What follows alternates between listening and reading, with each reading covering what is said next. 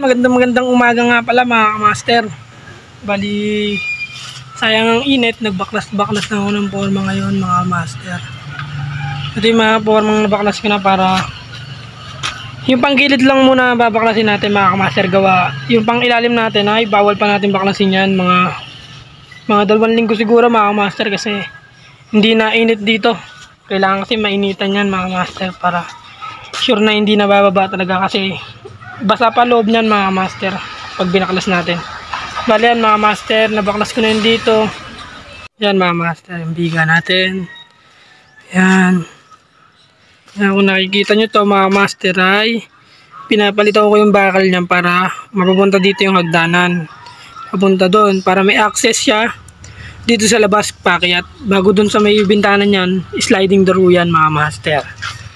And then yan, nabaklas ko na rin to mga master yan. Hanggang doon. Hanggang doon mga master. Doon sa kabila. Yan o. Yan o. Talaga namang napakaganda. Pantay na pantay lahat ng sukat mga master. Bali itong ilalim natin mga master ay yan. Hindi pa natin siya pwedeng tanggalin. Alam niyo po kung bakit? Kasi po, hindi pa siya matigas. Basa pa po yung loob ng mga master. Basa pa po.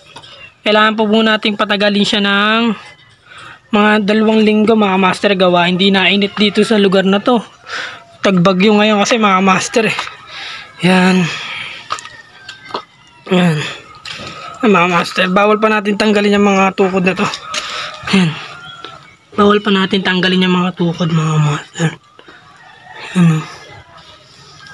Kaya ang ginawa ko lang muna ngayon ay tanggalin tong mga panggilid para mabilis siyang matuyo. Yan o. Kung nakikita nyo tong bakal na to ay pagdidikitan ko ng tubular yan mga master. Para may access talaga.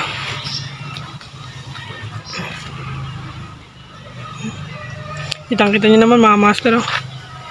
Papunta doon, napakinis saka pantay na pantay yung sukat ng biga pati poste. Oh, yun siya mga master. Oh. Eskwalado yan mga master.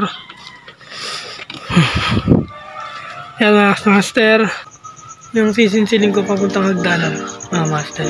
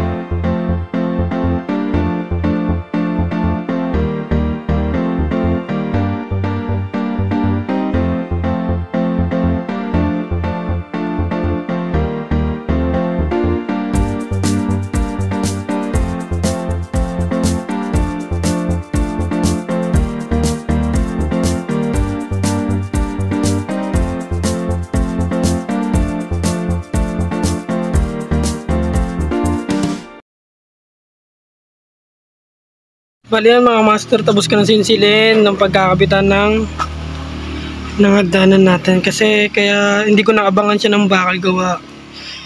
Pagkabuhos ko, saka lang sinabi na lagyan natin siya ng hagdanan.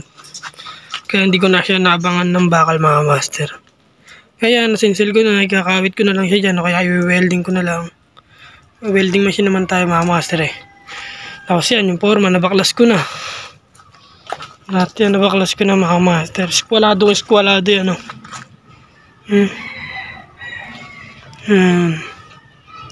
Panggilid lang muna lahat mga master tinanggal ko para matuyo. Kasi yung pang ilalim, hindi pa natin siya pwedeng baklasin gawa.